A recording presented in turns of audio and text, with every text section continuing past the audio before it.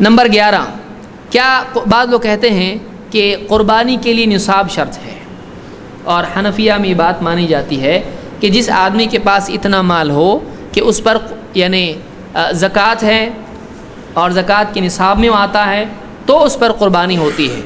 تو یہ بات کسی بھی دلیل سے ثابت نہیں ہے، اس کے لیے کوئی دلیل نہیں ہے، اس لیے کہ کسی آدمی کے لیے کوئی چیز پہلے تو فرض کی جائے، اس کی دلیل ہونا چاہیے، اور فرضیت کے لیے کوئی شرط اگر کوئی آدمی لگاتا ہے تو اس شرط کے لیے بھی دلیل ہونا چاہیے، بلا سبب کے اور بلا دلیل کے ہم شرطیں نہیں لگا سکتے ہیں۔ جیسے کوئی آدمی کہے کہ نماز جو آدمی پڑھنا چاہے اس کے لیے شرط یہ ہے کہ نئے کپڑے ہونا چاہیے، عید کی نماز کے لیے یا جمعہ کی نماز کے لیے یا 5 نمازوں کے لیے، تو آپ اپنی طرف سے شرط رکھ سکتے ہیں، آپ بول سکتے ہو کہ ٹھیک ہے بھائی عید کے لیے نئے کپڑے پہننا بہت اچھی بات ہے، لیکن شرط ہے کہ اگر وہ کپڑے نہیں ہیں تو نہیں ہیں عید کی نماز بھی۔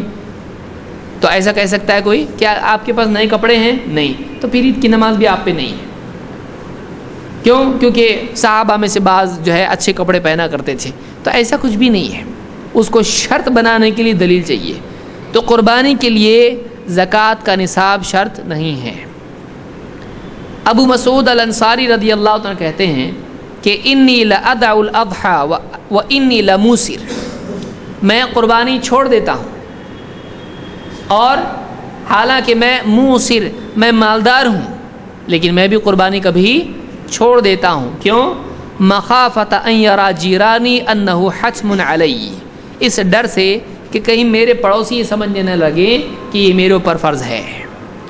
تو معلوم ہوا کہ ان کے پاس کیا ہے؟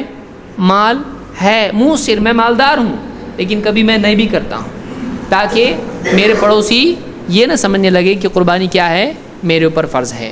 اس کو امام البیہقی نے روایت کیا سنن الکبریٰ میں، اور یہ روایت صحیح ہے۔